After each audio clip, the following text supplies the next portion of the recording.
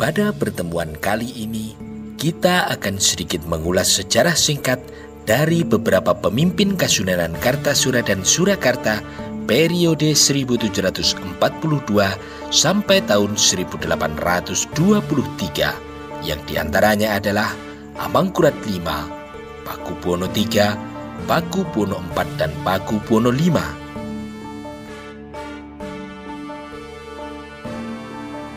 Sri Sesuhunan Amangkurat V, atau dikenal juga sebagai Sunan Kuning, adalah penguasa terakhir di Kasunanan Kartasura sebelum akhirnya direbut kembali oleh Pakubuwono II atas bantuan VOC.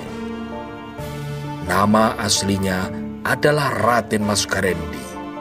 Selain menjadi Raja Kartasura, Sunan Kuning juga dijunjung sebagai pemimpin besar persekutuan Tionghoa Jawa melawan VOC dalam peristiwa Geger Pacinan. Sunan Kuning merupakan salah satu tokoh yang berperan penting dalam peristiwa Geger Pacinan. Dalam Geger Pacinan, persekutuan Tionghoa Jawa melawan VOC, Sunan Kuning bersama Kapitan Sepanjang dan Pangeran Sambernyowo mengobarkan perlawanan sengit terhadap VOC di wilayah kekuasaan Mataram. Perlawanan ini disebut sebagai pemberontakan terbesar yang dihadapi VOC selama berkuasa di Nusantara. Para pemberontak Tionghoa Jawa menempatkan Raden Mas Garendi sebagai Sunan Kartasura bergelar Sunan Amangkurat V Senopati Engaloko Ngabdurrahman Saidin Panotogomo pada tanggal 6 April tahun 1742 di Kabupaten Pati. Ketika itu, cucu Amangkurat III yang dibuang VOC ini baru berumur 12 tahun. Sumber lain menyebutkan kala itu Sunan Kuning berumur 16 tahun. Dia pun dianggap sebagai rajanya orang Jawa dan Tionghoa. Pengangkatan Sunan Kuning sebagai simbol perlawanan rakyat Kartasura yang dikhianati oleh Pakubuwono II yang bersekutu dengan VOC. Bala tentara Sunan Kuning memasuki Kartasura pada bulan Juni tahun 1742 setelah sebelumnya bertempur dari Salatiga hingga Boyolali. Kapitan Sepanjang yang bertugas di garis belakang sebagai pengawal Sunan Kuning kini bertindak sebagai komandan tentara pendudukan. Pakubuwono II melarikan diri dari Kartasura, dievakuasi oleh Kapten Van Hohendorf ke arah timur Kartasura, menyeberangi Bengawan Solo hingga ke Magetan. Peristiwa itu oleh orang Jawa ditandai dengan Condro Sengkolo atau penanda waktu yang berbunyi Pandito Enem Angoyok Jagat atau raja yang telah kehilangan keratonnya. Sunan Kuning bertahta di Kasunanan Kartasura terhitung pada tanggal 1 Juli tahun 1742. Dia mengangkat komandan perlawanan seperti Mangunoneng sebagai patih dan Raden Suryokusumo atau Pangeran Prangwedono sebagai panglima perang. Segera setelah itu, Sunan Kuning merencanakan menggempur pasukan VOC di Semarang. 1.200 prajurit gabungan Tionghoa Jawa yang dipimpin oleh Raden Mas Said dan Singseh menuju ke Welahan. Di Welahan, mereka bertempur dengan pasukan VOC yang dipimpin oleh Kapten Gerrit Mom. VOC yang menyerang dari berbagai sudut berhasil memukul mundur pasukan gabungan Tionghoa Jawa. Setelahnya, berbagai kekalahan dialami oleh pasukan gabungan Tionghoa Jawa. Beberapa pimpinan terbunuh seperti Tan Weki di Pulau Mandalika, lepas pantai Jepara, dan Singseh tertangkap di Lasem dan dieksekusi mati di sana. Pada bulan November tahun 1742, keadaan semakin tidak berpihak kepada Sunan Kuning. Kartasura diserang dari 3 penjuru. Cakraningrat IV dari arah Bengawan Solo, Pakubuwono II dari Ngawi, dan pasukan VOC dari Ungaran dan Salatiga. Sunan Kuning meninggalkan Kartasura dan mengungsi ke arah selatan. Meskipun Kartasura telah jatuh, perlawanan terus berlangsung di berbagai tempat di wilayah Jawa. Akhir dari perjalanan Sunan Kuning terjadi pada bulan September tahun 1743 saat terdesak di sekitar Surabaya bagian selatan.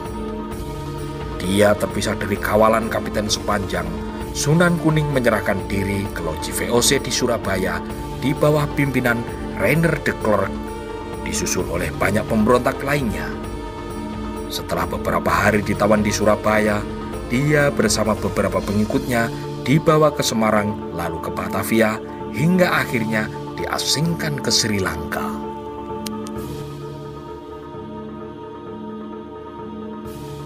Sri Sesuhunan Pakubuwono III atau Sampeyan Dalem Ingkang Sinuwun Kanjeng Sesuhunan Pakubuwono III adalah raja kedua Kasunanan Surakarta yang memerintah pada tahun 1749 sampai tahun 1788. Ia merupakan raja keturunan Mataram pertama yang dilantik oleh Belanda. Nama aslinya adalah Raden Mas Suryati, putra Pakubuwono II yang lahir dari permaisuri Gusti Kanjeng Ratu Hemas, putri Pangeran Purboyo Lamongan. Pakubuwono III naik tahta di Surakarta pada tanggal 15 Desember tahun 1749, menggantikan ayahnya yang sakit keras. Ia dilantik sebagai raja oleh Baron von Hohendorf, gubernur pesisir Jawa bagian timur laut yang mewakili VOC.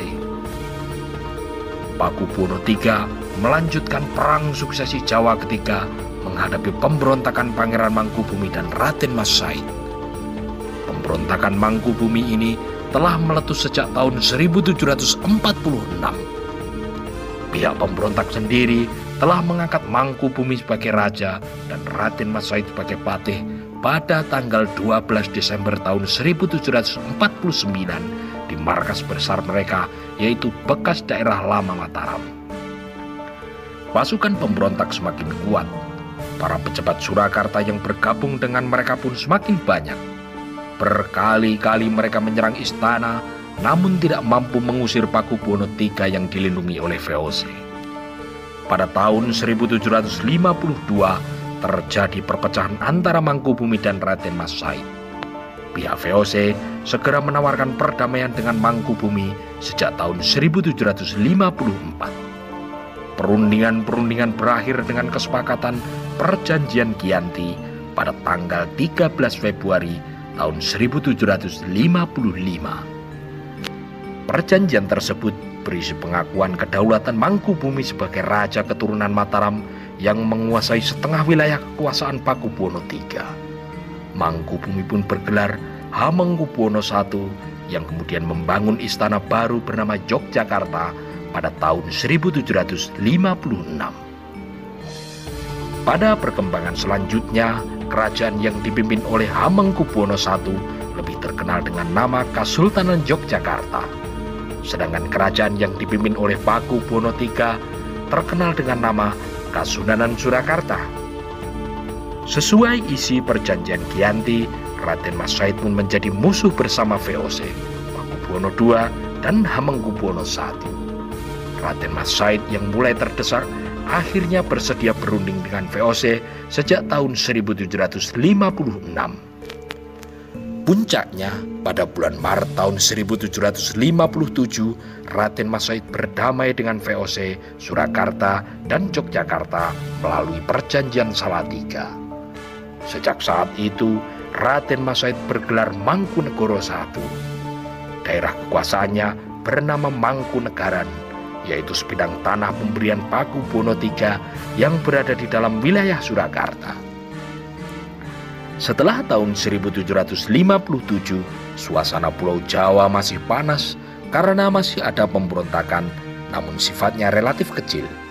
Pemberontakan ini dipimpin oleh Pangeran Singosari, paman Pakubuwono III, dan berpusat di Jawa Timur. Pangeran Singosari dahulu juga ikut bergabung dalam kelompok Mangkubumi dan Raden Mas Said. Kini ia tetap melanjutkan pemberontakan dengan dukungan keturunan Untung Suropati di daerah Malang. Tawaran damai yang diajukan oleh Pakubuwono III dan Hamengkubuwono I ditolak. Pasukan VOC menyerang Jawa Timur pada tahun 1767. Pangeran Singosari tertangkap pada tahun 1768. Pengadilan menjatuhinya hukuman buang namun ia lebih dulu meninggal dalam tahanan di Surabaya. Sementara itu, keturunan terakhir Untung Suropati berhasil ditangkap pada tahun 1771. Pakubuwono III merupakan raja yang sangat tunduk kepada VOC. Setiap keputusan VOC selalu diterimanya dengan patuh karena perasaan ketergantungannya terhadap bangsa Belanda itu. Kelemahan politik Pakubuwono III menyebabkan keadaan istana menjadi tegang. Muncul komplotan-komplotan yang berusaha mengendalikan pemerintahannya. Suasana tegang ini berlangsung sampai kematiannya pada tanggal 26 September tahun 1788. Pakubuwono III kemudian digantikan oleh putranya yang bergelar Pakubuwono IV, yaitu seorang raja yang jauh lebih cakap dan pemberani dibanding dengan ayahnya. Sri Sesuhunan Pakubuwono IV atau Sampeyan Dalem Engkang Sinuwun Kanjeng Sesuhunan Pakubuwono IV adalah raja ketika Kasunanan Surakarta yang memerintah pada tahun 1788 sampai tahun 1820. Ia dijuluki sebagai Sunan Bagus karena naik tahta dalam usia muda dan berparas tampan. Nama aslinya adalah Raden Mas Subadyo, putra Pakubuwono III yang lahir dari permaisuri Gusti Kanjeng Ratu Kencono, keturunan Sultan Demak.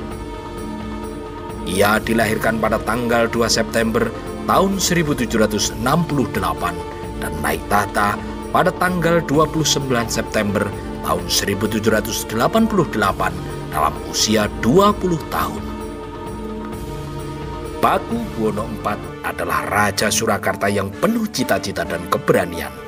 Berbeda dengan ayahnya yang kurang cakap, ia adalah pemeluk Islam yang taat dan mengangkat para ulama dalam pemerintahannya.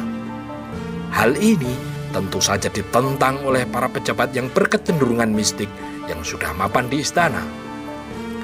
Kala itu, keadaan Surakarta sudah sedemikian tegang. Para pejabat yang tersisih berusaha mengajak VOC untuk menghadapi raja. Pakubuwono IV sendiri sangat membenci VOC, terutama atas sikap Residen Surakarta yang dinilai sangat korup. Residen Surakarta pengganti Palm bernama Andries Hatsing kala itu terbukti mengadakan pertemuan rahasia dengan Pakubuwono IV. VOC mulai cemas dan menduga Hatsing dimanfaatkan Pakubuwono IV sebagai alat perusak dari dalam. VOC akhirnya bersekutu dengan Hamengkubuwono I dan Mangkunegoro I untuk menghadapi Pakubuwono IV. Pada bulan November tahun 1790, VOC bersama mereka mengepung Keraton Surakarta. Dari dalam istana sendiri, para pejabat senior yang tersisih ikut menekan Pakubuwono IV agar menyingkirkan para penasehat rohaninya. Peristiwa ini kemudian disebut sebagai peristiwa Pakepung. Pakubuwono IV akhirnya mengaku kalah pada tanggal 26 November tahun 1790 dengan menyerahkan para penasehatnya yang terdiri dari para haji untuk dibuang VOC. Atas prakarsa VOC, maka Pakubuwono IV, Hamengkubuwono I, dan Mangkunegoro I bersama-sama menandatangani perjanjian yang menegaskan bahwa kedaulatan Surakarta, Yogyakarta, dan Mangkunegaran adalah setara dan mereka dilarang saling untuk menaklukkan. Meskipun demikian, Pakubuwono IV tetap saja menyimpan ambisi untuk mengembalikan Yogyakarta ke dalam pangkuan Surakarta. Sejak tahun 1800, tidak ada lagi VOC karena dibubarkan pemerintah negeri Belanda. Sebagai gantinya, dibentuk pemerintahan Hindia Belanda yang juga dipimpin oleh seorang gubernur jenderal. Herman Daendels, gubernur jenderal Hindia Belanda sejak tahun 1808, menerapkan aturan yang semakin merendahkan kedaulatan istana. Dalam hal ini, Pakubuwono IV seolah-olah menerima kebijakan itu karena ia berharap Belanda mau membantunya merebut Yogyakarta. Pakubuwono IV juga pandai bersandiwara di hadapan Thomas Raffles, wakil pemerintah Inggris yang telah menggeser pemerintahan Hindia Belanda pada tahun 1811.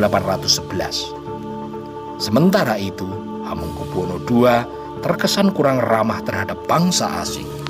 Pakubuwono IV memanfaatkan kesempatan itu. Ia saling berkirim surat dengan Hamengkubuwono II yang berisi hasutan supaya Yogyakarta segera memberontak terhadap Inggris. Pihak Inggris lebih dulu mengambil tindakan. Pada bulan Juni tahun 1812, Istana Yogyakarta berhasil diduduki dengan bantuan Mangkunegoro II dalam peristiwa yang dikenal dengan nama Geger Sapei. Hamengkubuwono II sendiri ditangkap dan dibuang ke Penang.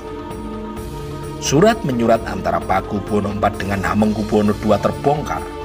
Pihak Inggris tidak menurunkan Pakubuwono IV dari tahta, tetapi merebut beberapa wilayah Surakarta. Pakubuwono IV juga belum jera. Pada tahun 1814, ia bersekutu dengan kaum sepoi dari India, yaitu tentara yang dibawa Inggris untuk bertugas di Jawa. Tentara sepoi ini diajak Pakubuwono IV untuk memberontak terhadap Inggris serta menaklukkan Yogyakarta yang saat itu dipimpin oleh Hamengkubuwono III.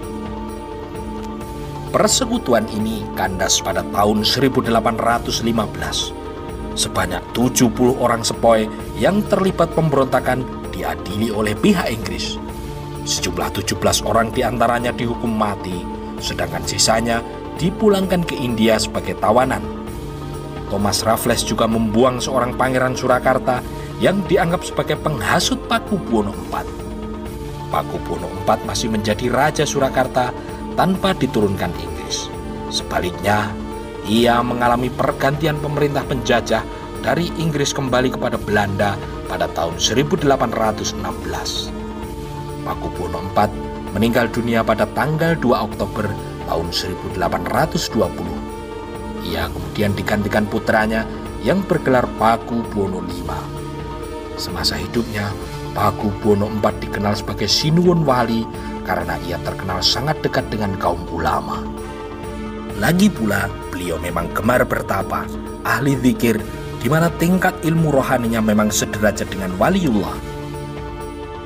Selain dikenal sebagai ahli politik yang cerdik, Pakubuwono IV juga terkenal kemampuannya dalam bidang sastra atau kabujanggan, khususnya yang bersifat rohani.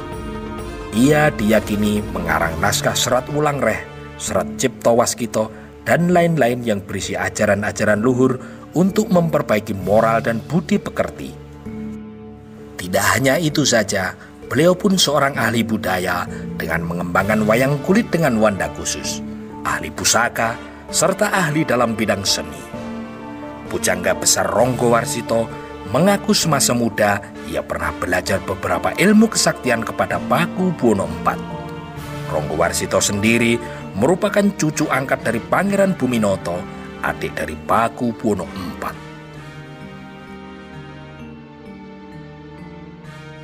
Sri Sesuhunan Pakubuwono V atau Sampeyan Dalem Ingkang Sinuwun Kanjeng Sesuhunan Pakubuwono V adalah Raja Kasunanan Surakarta yang memerintah pada tahun 1820 sampai tahun 1823. Nama aslinya adalah Raden Mas Sugandi, putra Pakubuwono IV yang lahir dari permaisuri Kanjeng Raden Ayu Handoyo yang kemudian setelah wafat bergelar Gusti Kanjeng Ratu Pakubuwono, putri Adipati Cakraningrat dari Madura Barat. Ia naik tahta pada tanggal 10 Februari tahun 1820, selang 8 hari setelah kematian ayahnya. Dalam limpahan kasih sayang ayah dan ibu tirinya yaitu Ratu Kencana Wungu, Raden Mas Sugandi tumbuh dewasa.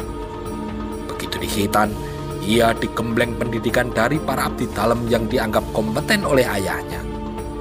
Sunan Bagus yang juga dikenal berwawasan luas dan dalam pula ilmu agamanya, bahkan tak segan mengajari langsung putra mahkotanya yang belum genap 10 tahun usianya itu. Pelajaran katurangan, keprajuritan, ketatanegaraan dan sebangsanya ia lakoni. Pengetahuan kasusastraan dan karawitan juga ia lahap. Jadilah ia sebagai pribadi yang bukan hanya berwawasan luas layaknya ayahnya, tetapi juga terampil dalam kasamatan hingga berkesenian. Layaknya ayahnya yang produktif dalam menulis karya sastra, Ia juga melahirkan karya sastra yang kelak termasyhur sebagai ensiklopedia ilmu pengetahuan berjudul Serat Centini. Serat Centini itu didasarkan berbagai pengetahuan dan pengalamannya selama menjadi Adipati Anom yang dicatat oleh juru tulis keraton bernama Raden Ronggo Sutrasno. Bukan hanya memerintahkan pembuatan karya sastra seperti ayahandanya, Pangeran Adipati Anom juga terampil membuat keris. Keris yang ia buat dari serpihan logam meriam Kiai Guntur Geni, yaitu meriam yang digunakan Sunan Pakubuwono II mempertahankan keraton Kartasura ketika terjadi geger pecinan, begitu indah sehingga membuat ayahandanya terkesiap. Pakubuwono IV bahkan meminta keris itu dijadikan pusaka kerajaan dan diberi nama Kanjeng Kiai Kaget. Nama Kiai Kaget didasarkan pada rasa yang dialami oleh Pakubuwono IV saat mengetahui putranya bisa menghasilkan keris dengan keindahan yang luar biasa. Begitu besar cinta kasih sang ayah, sehingga ia pula mencarikan istri bagi putra mahkotanya, yaitu putri dari Raden Mas Haryo Joyodiningrat, kerabat Kasunanan Surakarta Hadiningrat pada tahun 1807. Selain permaisuri bergelar Ratu Kencono, Adipati Anom yang terlahir dengan nama Raden Mas Sugandi itu masih sempat 2 kali menikah, yaitu dengan Ratu Mas Agung dan Raden Ayu Sosrokusumo. Bekal kehidupan yang diberikan Pakubuwono IV bagi putranya yang mewarisi kekayaan ilmu dan tahtanya dirasa sudah cukup, sehingga Raden Mas Sugandi telah siap melanjutkan kepemimpinan di Kasunanan Surakarta Hadiningrat tatkala Pakubuwono IV mangkat pada tanggal 1 Oktober tahun 1820. Raden Mas Sugandi dinobatkan sebagai sampean dalem ingkang sinuwun Kanjeng Sesunan Prabu Sri Pakubuwono V Senopati ing Ngalogo Ngabdurrahman Saidin Panotogomo dalam usia 36 tahun pada tanggal 10 Oktober tahun 1820 atau 9 hari setelah kematian ayahandanya. Sayangnya, persiapan yang begitu panjang untuk menjadi raja tidak bisa cukup panjang digunakan oleh Pakubuwono V yang juga dikenal sebagai Sunan Sugih atau Sinuwun Ngabei karena dianggap sebagai raja yang kaya harta dan kesaktian. Ia hanya memerintah selama 3 tahun karena meninggal pada tanggal 5 September tahun 1823 dalam usia 39 tahun dengan meninggalkan 45 putra dan putri.